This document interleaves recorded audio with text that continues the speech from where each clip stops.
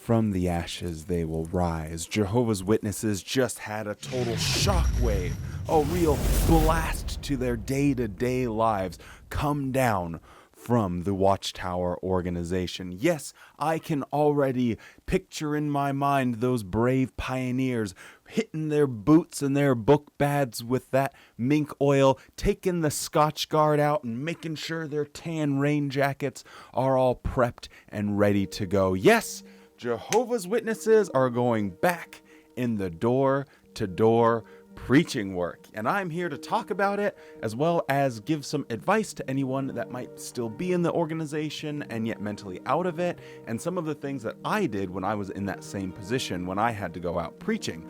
Also, watch to the end of the video if you would like to have this microphone. I know that sounds very random, but how else am I going to get you to watch to the end of the video? I do have a couple of other announcements and things that I want to let you guys be aware of. But anyway, first we'll talk about going out in the ministry, and then we'll get into all that other good stuff at the end of the video with some finger guns.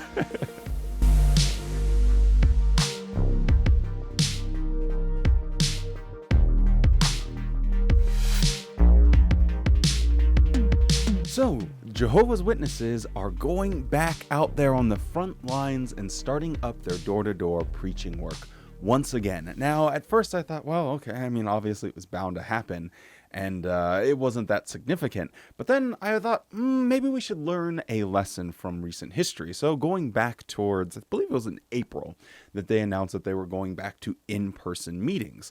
Fast forward a few months, and last week we had that letter that was leaked that was basically telling Jehovah's Witnesses that if they're in good health, they need to get their butts to the Kingdom Hall in person and stop all of the Zoom shenanigans. And if you are going to be partaking in those Zoom shenanigans, you need to do it with your suit and tie on. All dressed up in black and white, and you're dressed in that dress I like.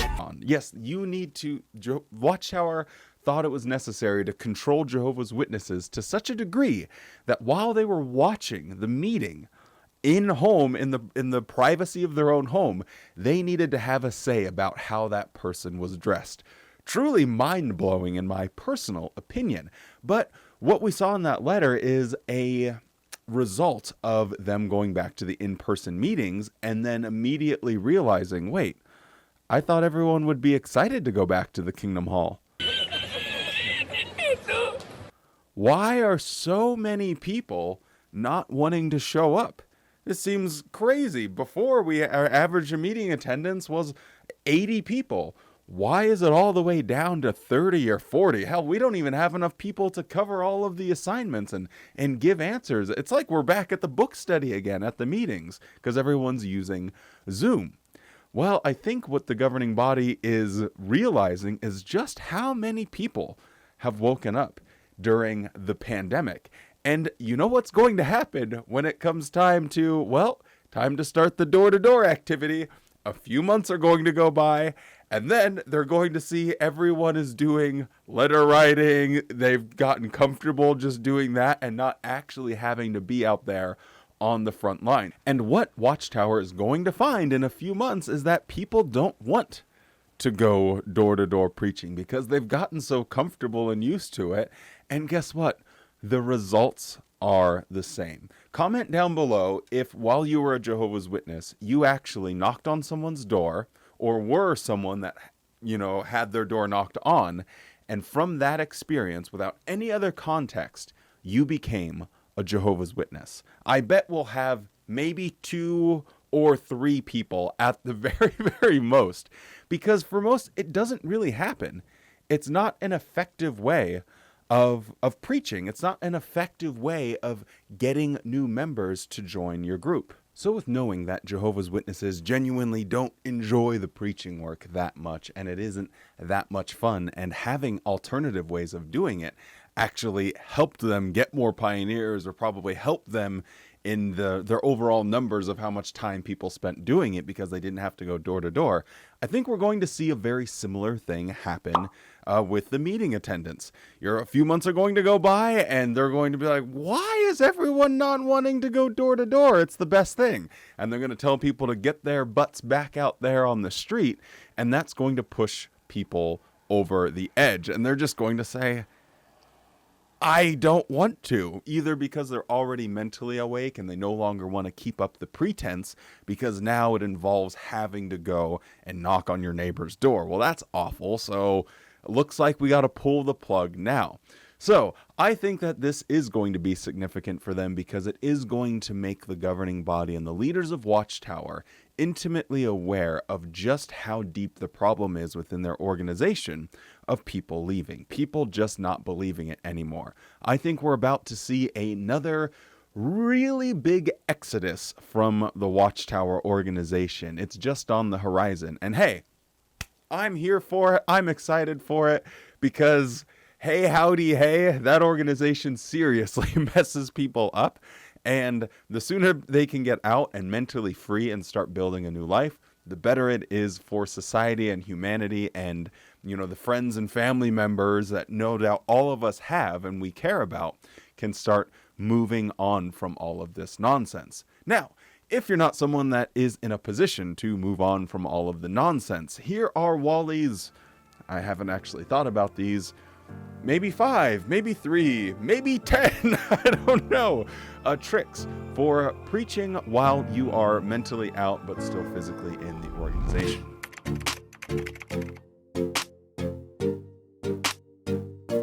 Okay, so my first tip is going to be control your environment. And what I mean by that is we know that there are people that you enjoy going out in service with, and there are people that drive you crazy and you can't stand being out in the ministry with them. That was my experience. Anytime I was with my friends or that we had mutual interests, it made preaching so much better because you do spend most of your time not talking or interacting with householders, but you spent with your little car group or whatever. So try and maximize only going out in service with people that you like. Always make plans. Do not, under any circumstance, show up to go out in service without already having preset plans. And that was one of the first things that I learned when what is ZZ up to? When I woke up and was still pioneering for, gosh, how long did I pioneer? I can't even remember, but it was months. And I made sure that I always had plans. I never just showed up to the Kingdom Hall, because if that happens, oh boy, it can be a really long day. I mean, the hours just drag on. Tip number 2 is going to be do as much cart witnessing as possible. Now, this is going to be a little more difficult because there's 2 different levels of cart witnessing. There's like the official Watchtower representative, team that leads it up in major metropolitan areas. So that one's going to be a little bit more difficult. And then there's the other one on a local level. So where people just grab a cart and go stand at the local library or something. So if you only do the one where you're in your local scene, get involved with that if one of your friends also does it, because standing in front of a cart at a library, not talking to anyone but your friend, is the easiest way to put in your time. You never have to give a presentation. You never have to answer any objections. You never have to get lambasted by the elder that you're working with that says, well, you really could have taken this approach. You never have to end up in a car group that you hate. You can just stand with one of your friends, buy a cart for a couple of hours, and bingo, bongo, bango, you are done for the week. So absolutely maximize cart witnessing. Now, some people might think, well, I hate standing in a public place next to a cart and it's embarrassing. I promise you, just get over the fact of looking like a doofus. Because let's be honest, when you're standing next to a Jehovah's Witness cart, you look like a real fool. Now, if you can get over that, this is the easiest way to get time. I would do any and every opportunity sitting next to a cart, especially because when I woke up, I was still pioneering, so I had to be out in the ministry quite a bit. But there is nothing easier than cart witnessing. If you're in reasonably good health, standing next to a cart is not difficult. And I mean, me and my ex-wife, we would even go and get drinks on our break, because after she was starting to wake up, I was like, hey, do you want to just go and get sushi and some drinks whenever we had our little lunch break? So we would just go and get a good little buzz going on and then stand next to the cart.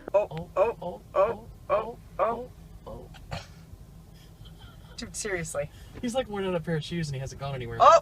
Oh my God. Number 3, this one unfortunately is very specific to brothers. If you are a dude, you do have a luxury that's available to you, and that is going door to door by yourself. Work by yourself. Make up return visits if you have to, when other people are like, oh, we're gonna work this street. Be like, oh, well, I have a call actually, or a return visit that's only 2 streets over. I'll just walk over there and then I'll catch up with you guys. And you can finesse it. You just go on a little 20-minute walk all by your lonesome. You don't have a return visit over there, so just walk up to a house. I mean, you're already out there wandering through a neighborhood. It's easy. No one wants to see your butthole. So you kind of look foolish anyway. So just walking up to a random house, fake knocking on the door, and then leaving. Now this, I did get caught a couple times, because if I was by myself, I just wouldn't knock on doors. But I did get a few instances where people would actually answer because they saw me coming up to the door, and that is when I would engage the real weird protocol, and that was the anti-witnessing. But I've talked about that in previous videos before, but I did take a little bit of time while I was on my way out to apologize to householders, because a lot of them knew me. I spent a lot of time in the preaching work, and you talk to the same people over and over and over, because you go out in service at the exact same time, so you're always running into the exact same people. And I just took that opportunity to say, yeah, I just realized that Jehovah's Witnesses are actually a cult, and it's probably very irritating. And I promise you, those anti-witnessing conversations I had were the best conversations I had from a decade of pioneering. Nothing was, more natural and reasonable, and people actually asking questions that you can answer. So why did you do it? Well, why are you still out here? And, curious about all these things. So you can do a little bit of a Watchtower damage control and make sure there is a good barrier to anyone that might have been a little bit susceptible to Watchtower indoctrination. All right, tip number 4 is not going to come as a surprise to anyone, but that is going to be become a phantom. Yes, a phantom publisher is someone that is always going on Bible studies by themselves, is always just showing up late to the meetings for service, and then, oh no, I already have plans and I already have some return visits and stuff I'm going to do. So the execution on this is pretty straightforward. Whenever they are making car groups, usually the person presiding over this is going to say, does anyone have any plans? You can just speak up and say, hey, I have a few return visits I need to go on. Now, you might get caught doing this a little bit if you're always going by yourself. So the best thing to do is just to get one other person. And then if you have like a long list of do not calls, just pretend those are your return visits. Or not do not calls, but not at homes. Man, I'm forgetting all of the Watchtower lingo here. But if you have a bunch of not at homes, you basically know people that will never answer their door. You can just pretend that those are your return visits, and you can spend a little while driving around. Now with gas prices as it is, maybe that might not be the most viable solution, but it is one of the things that I did as well. Or if you do manage, you can just go out by yourself. I would just go to a coffee shop or something and read a book and then not have to worry about it. So there is a little bit of chicanery happening when it comes to Wally's tips to avoid going completely insane. But I think in this instance, a little bit of chicanerous behavior is excusable. Now, my last tip, and this one might just seem a little strange, but we're just gonna fire it away. Work with moms. Moms, when they're out preaching, when they have to haul their kids with them, operate at a completely different speed when you're going door to door, because it just takes a lot of time between strollers and bathroom breaks and dirty diapers and whatever the case might be. They operate at a completely different speed. Also, they have the luxury of having a van, so you'll have a whole crowd full of people. Maybe there will be like 6 or 7 of you in a car group, which means the more people in a car group, the less you'll have to actually do. So get with a mom that has a lot of return visits. They just operate at a different speed. They take longer breaks, so that is a way to get to have the time go by a lot faster without driving yourself crazy. Avoid the circuit overseer. Avoid the service overseer. Avoid the circuit overseer as well, because that's just god awful. avoid working with elders, avoid working with, someone that's a little bit more hard-nosed and, all about their doors per minute. Try and get with the moms that are dragging their kids out in service, because they are going to have the most leisurely experience when it comes to preaching. So I hope you guys found those tips and tricks helpful. I know a lot of people had asked me about it, so those are some of my thoughts on what it's really going to mean for Watchtower. I think it is going to alert the higher-ups in Watchtower that Jehovah's Witnesses don't want to go preaching, just the same as they didn't want to go back to their meetings.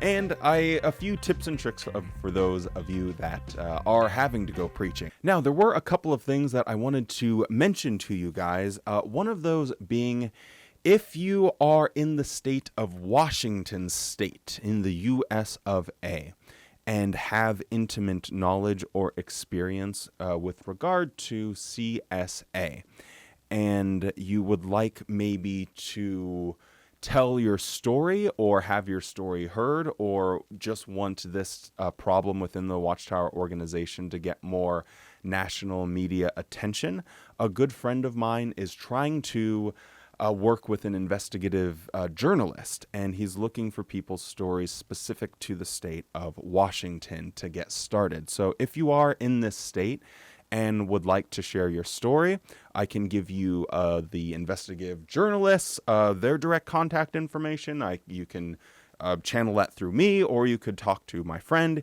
Either way, your story would be appreciated. It would be helpful, because we know this is a problem that exists, and so many lives are being ruined, and not a lot of attention is out there for the public at large. And so I think we do need to double our efforts in trying to get more attention. So contact jwthoughts.blog@gmail.com.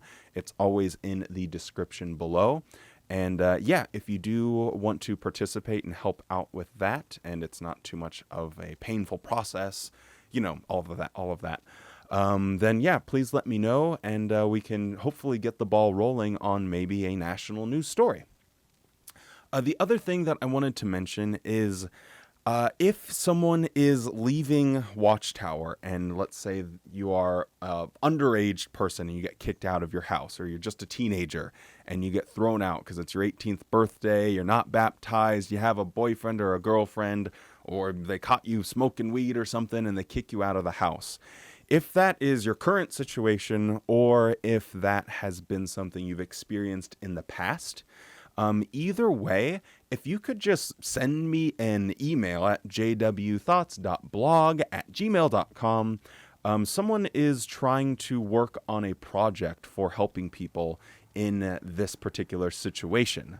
And your story would be helpful. So even if it's something that happened 10, 25, a year ago, or if it's your current situation, I'm trying to put together a little bit more information to help a friend of mine that is trying to work on doing a project about what happened.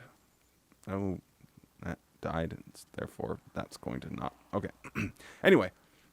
I do have a friend that is working on a project to try and hopefully in the future be able to have something or a way that people could get support if they are in that situation. But at first, I think we need to start building with how this has been a problem and the ramifications of this behavior of Jehovah's Witnesses that kick their children out of the house. So it starts with a story, and then we can go from there. If you do have any experience with that, please let me know, jwthoughts.blog@gmail.com. I got a bunch of little announcement things. There is a Facebook group called Witlits, WITLITS, and that is run by two lovely people, and they are just trying to create a community that can get together and have some Zoom meetings and do a little bit of group therapy. We actually did one before. Myself and I think 6 other people had all joined in, and it was a lovely time. It was a little bit later at night. We all just, some of us had cracked open a bottle of wine and just were chit-chatting and everything. And it was just a really good, wholesome time, and a lot of people that had participated in it found it very helpful and enjoyable, and we're planning on doing more of those in the future. And the people that run it, Ryan and Anna, are super, super awesome people, much better than myself. And yeah, they're good people, and I believe in them. So if you want to join Zoom meetings with them, if there's enough people, we'll do multiple ones a month. Who really knows? But I'm trying to help them get that going to any extent that I can. So that is a Facebook group called Witlits, and it's run by Anna and Ryan. So if you'd see that the admins on there aren't Ryan or Anna, then you know you're not in the right place. You typed in nitwits because you were being one. But anyway, if you do want to hang out with myself and some other really cool, funny people, yeah, go and join that Facebook group, and then you'll get updates on when we'll do another Zoom meeting. What else am I forgetting? Oh, yes. Now, one thing I did want to bring up real briefly is on the baptism video, I had asked people to put in when they were baptized, and we had around 100 people that had replied and said their age and their mental state. Universally, everyone said that they had no idea what was going on with respect to the ramifications of actually becoming one of Jehovah's Witnesses. But I did find it interesting that 84% of people were under the age of 18. So of all the people that replied, about 100 or so, 84% were under the age of 18. And of that percent, 73 were under the legal age to drive in America, which is 16. So 73% under the age of 16. And which leaves, only 16% of Jehovah's Witnesses being, from this sample size, were actual adults. And the amount of people that were 10, 9, 8, like under 10, I might still have it pulled up. Let me see. We'll do it live and in action here. Live and in action. Hope it's saved. Yeah, so we had, under the age of 10 was 1, 2, 3, 4, 5, 6, 7, 8, 9, 10, 11, 12, 13, 13. Okay, yeah, so basically, God, yeah, that's crazy. You are just as likely, from the numbers, I suppose, yeah, that makes sense. You are just as likely to be under the age of 10 and being a baptized Jehovah's Witness than you are of being a 18-year-old adult and becoming a Jehovah's Witness. I found it shocking how many people were, if you went under 12, it's absolutely disgusting, but I just kind of made up some artificial numbers here. But anyway, thank you so much for everyone that participated in that. Very much appreciate the random data points. And last but not least, I am upgrading sound equipment. The current audio setup is going to be retired. Now, if I was a smart person, I would say, hey, maybe I'll auction this off and get a little money and help pay for the new microphone and the new audio setup. But I'm not a smart man, and I just think that's a little bit of a greasy, grimy thing to do. I mean, maybe there's no one that would even be remotely interested in having any JW Thoughts merchandise or memorabilia. So I thought a smarter thing to do would be, if there's anyone out there that is thinking of starting a YouTube channel that wants to talk about ex-Jehovah's Witnesses or gardening or hey, I don't care, and you would like this microphone, it's a Audio Technica 2050X, and it's like $130, 100 something that microphone, and it's a USB microphone. It's done me pretty well so far. It does have a few little issues as I'm trying to increase the production value. So if that's something that you would like, I would like to give it to you. So contact me either in the comments, via email. There's a phone number, JW Thoughts phone number. So I don't really know the choosing process, but I guess comment down below that you're starting a channel, or email me or something, and I'll just pick a random person that seems reasonable enough, because it's maybe not fair if someone is watching this as soon as it comes out, or someone's watching it like 7 days later or something like that. So yeah, just comment down below and give you the microphone plus the little windscreen, and I think I'm going to have a new arm too, so I can throw in the arm as well. But yeah, if you pay for shipping, I will just send it to you. So we will have our first official release of JW Thoughts merchandise, and it comes in one free microphone. But anyway, yeah, Audio Technica 2050X. And the only thing wrong with it is that it did have a stand that broke on it, and so that's why I have to use this arm. I did look, and you can get a replacement one, and it's not that big of a deal.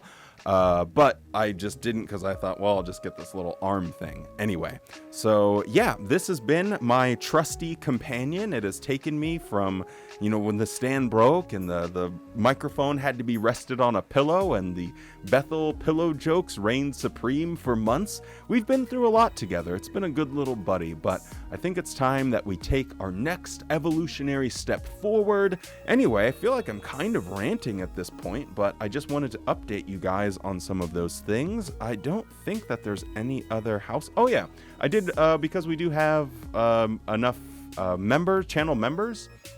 It's like $3 a month or something.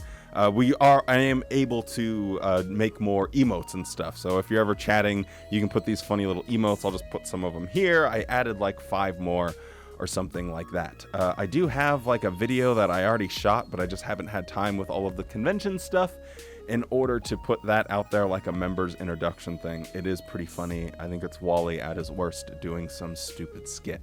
Anyway, I think that is all of the housekeeping stuff. Thank you to everyone that has supported the channel, whether that be becoming a channel member. Appreciate you. Welcome aboard. Thank you for people that have joined the Patreon. Thank you very much.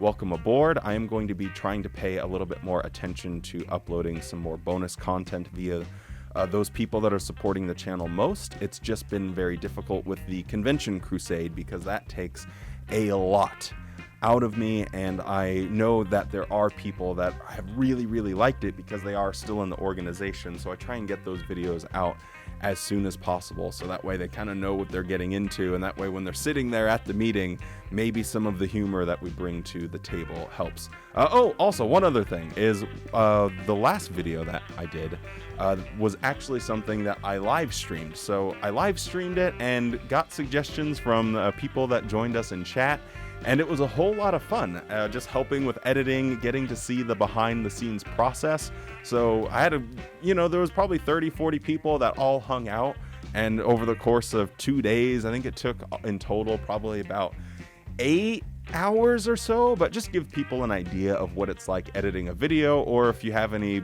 That was kind of a weird video, a little bit different, but I hope you guys enjoyed it and watched to the end. With all of that being said, I will see you, let's see, when will I see you guys? Monday the convention gets released, so I guess I'll see you guys on Tuesday, unless I get anything in my brain that I want to talk about. Oh, wait, no, there is one other thing I wanted to talk about.